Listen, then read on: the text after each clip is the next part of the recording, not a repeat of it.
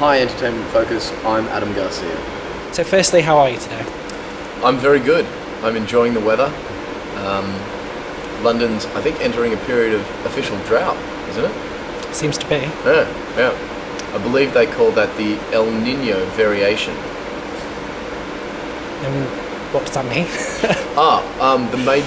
The patterns of the world, the weather patterns of the world are affected by the ocean currents, the big ocean currents, and when they reverse, or one way of spinning them, when they spin a certain way, it's called El Nino, the little boy. And when they reverse, it's called La Nina, the little girl.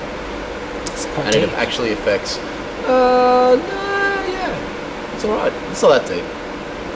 But it's, they were saying we were going into an El Nino variation, a Japanese scientist would go into it, and this is what we get from it. London gets good weather. Well, you've done well to get any sun over here, to be honest. We've not had any for about 4 years. That's because we just went into an El Nino variation. There you go. Remember the last World Cup? Don't follow football. About 4 years ago? Okay. It was really dry and Hyde Park was brown. Same period, same thing. When the switch happened. You know your stuff, don't you? Oh, it's a big world, big fascinating world.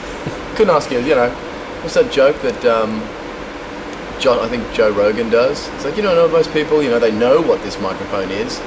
Ask them to make one. And I would be like, or how does it work? No one knows. So we'll talk about the show for a bit. Oh, yeah. You're doing Tap Dogs. You've been doing it for a couple of weeks, is that right now? It's our 4th week, yes. Yep. So tell us a bit about the show. What's it all about? It is a dance show. Much like a ballet, all the narrative is told through the art form of ballet with music. Tap Dogs is the same thing. It's a tap ballet, so to speak, but much more rock and roll and industrial. So it's about 6 guys who work on a construction site, and who those characters are and how they relate to each other and what they get up to, which is mainly tap dancing. And it's something you've been involved with quite a while, isn't it? Because you were in Bootmen, which was what the show is based on. Yeah, the movie was based on the show. Dean Perry, who choreographed the Tap Dogs and Bootmen, was a teacher of mine and gave me my first jobs about 91 or 92. And he came up with the concept of Tap Dogs in 94, maybe even 93, where a couple of us did a 5-minute short for the Australian Broadcasting Commission.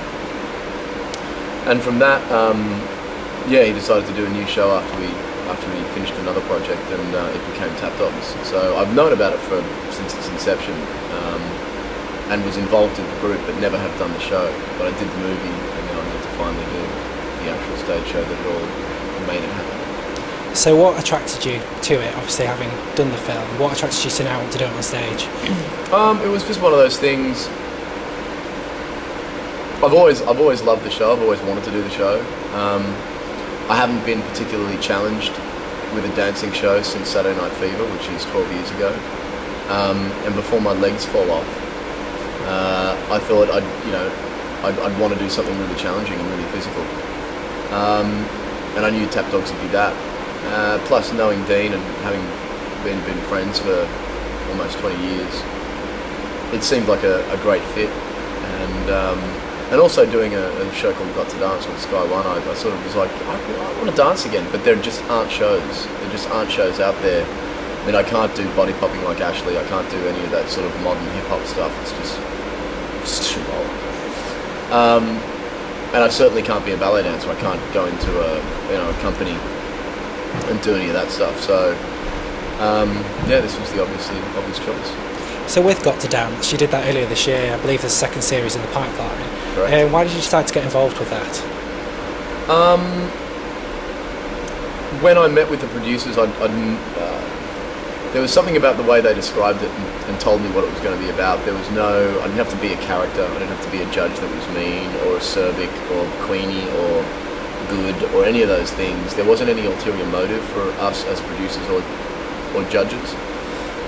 The person who won wasn't going to get a hit single that would be manipulated by the producers to go to Christmas #1 and therefore sell product. There was something honest about it, and it was basically Yeah, and they pretty much couldn't be professional dancers, so we were going to go around, and there'd be a lot of great young dancers, we knew that, but there'd be other people who, you know, who dance in dance halls and learn in church halls various forms of dance simply because they enjoy it and they wanted to get up on and have a go.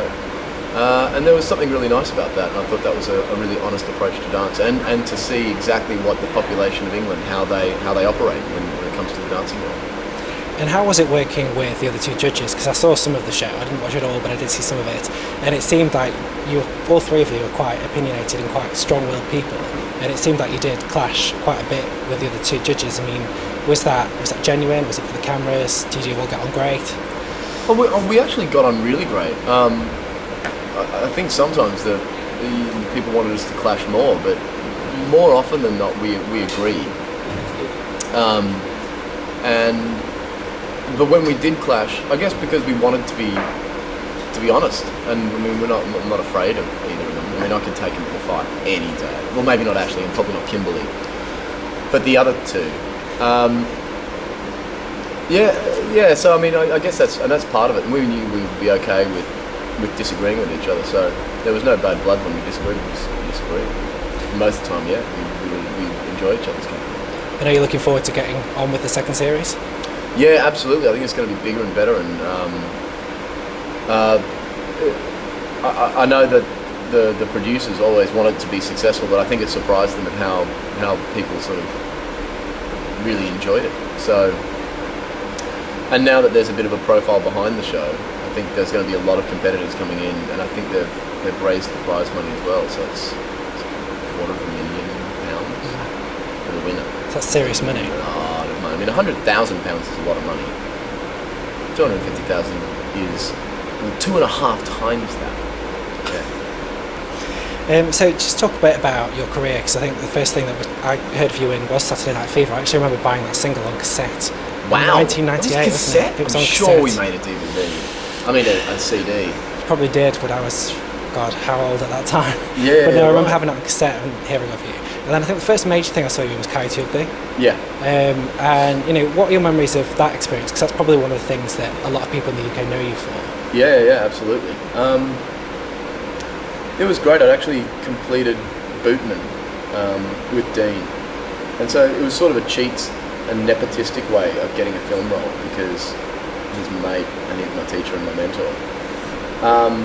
And actually, I auditioned for Coyote Ugly on tape, and they asked to fly me over to do the screen tests, and I said no, I can't because I'm filming 6 days a week on this Australian film. Sorry, didn't know who Jerry Bruckheimer was. Had no idea. Like Top Gun.